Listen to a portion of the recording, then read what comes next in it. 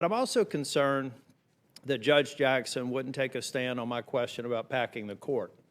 Now, I know some people have said that Judge Barrett, now Justice Barrett, did not answer the question directly. It's a very different question now than it was when Judge Barrett was here, because now we have these same groups, Demand Justice and others.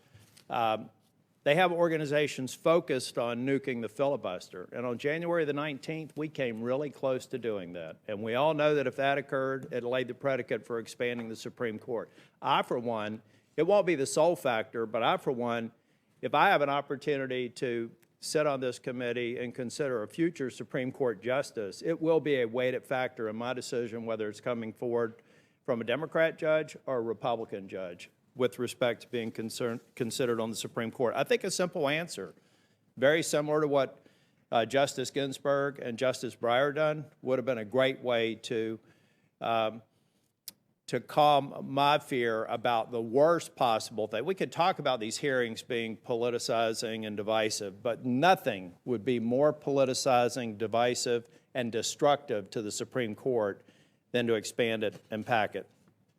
So those and other reasons, including some of the responses to my more than 300 questions for the record, I'm not going to be supporting Judge Jackson. I am a realist. I know that she's going to be confirmed. I think we've had a colleague on our side of the aisle also announce support.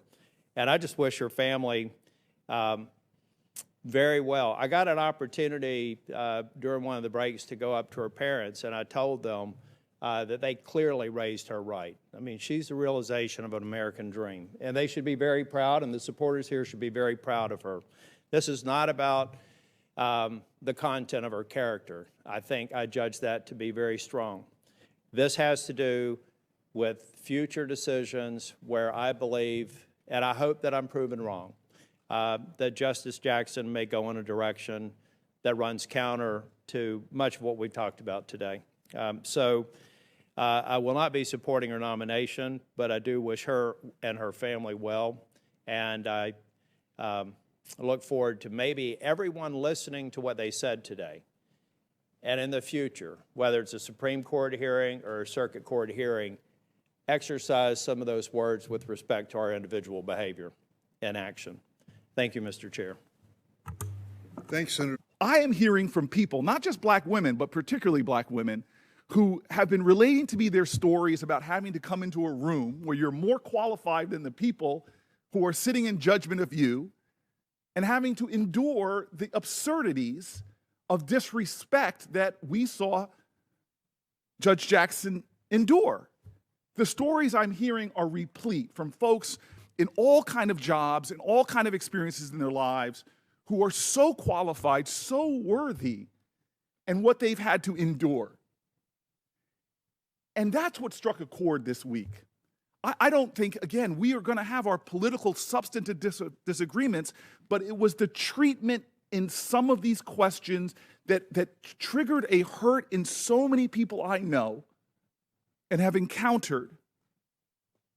How could they create these caricatures? How could they create these exaggerations? How could they disrespect a person like her who's done everything right in her life and in her journey? How? How qualified do you have to be, double Harvard? How qualified do you have to be clerking at all levels of the federal judiciary? How qualified do you have to be 3 times confirmed by the Senate in a bipartisan manner?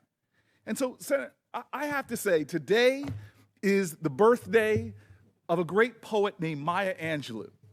And so I'm just going to end with those words. Why does this poem strike a chord with so many Americans? Because they feel it to their bones. And so this is in honor of Maya Angelou and the next Supreme Court Justice of the United States of America. Happy birthday, Maya, Dr. Angelou. You may try to write me down in history with your bitter, twisted lies.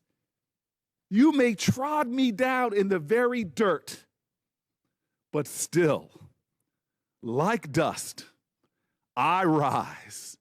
Rise, Sister Jackson. Rise, Judge Jackson, all the way to the highest court in the land. And when we have that final vote, I will rejoice, ancestors will rejoice, and we will say, Lord, This is a day that you have made. Thank you.